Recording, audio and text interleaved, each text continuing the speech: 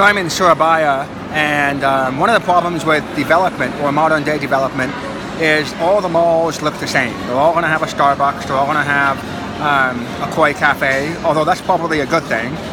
They make delicious tea. The problem is that by making everything the same, what ends up happening is there's no tourism eats itself. There's no need to travel even to the next town if it's going to be the same mall developer or the same developer for condos and other structures. And so ultimately this strategy of making everything the same is not going to be a sustainable strategy. Now, so ultimately I'm now in a small, sort of, an older mall, and it's got a lot of good food here. And this is the kind of place that gives a city character. It's one of the reasons people travel. And even though I'm from San Jose, where we have a city nearby with many Taiwanese people called Cupertino. That's also where Apple's headquarters are. And even though I'm in a very multicultural place, I've still never had an opportunity to eat what's called golden egg rice. And I'm sure if you're in China, you've probably seen this 1,000 times, but that's the point, is that if you make everything the same, there's no need to travel.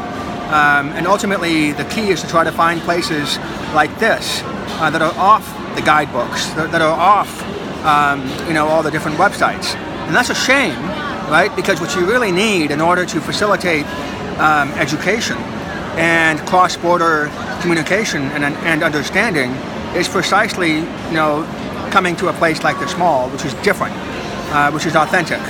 And like I said, if this continues with the same shopping malls and the same haphazard development, where the developer in Indonesia actually owns the land, as opposed to a more standard practice of having a 99-year lease. So anyway, this is something to think about, because if there's one source of goodness in the world, if there's one thing that's going to help us all come together, it's got to be tourism. But it's got to be done in a sustainable way, and obviously it needs a lot more collaboration, because the way it's been done now is just not going to work. So here's some golden egg rice, and let me try to open it for you. I've only got one hand. I already had one, but let's try to see if I can, oh, look at that. I have no idea, probably some carrots, corn, and I'm not doing a good job here, but in any case, I'll continue with the chopsticks. Anyway, that's my spiel.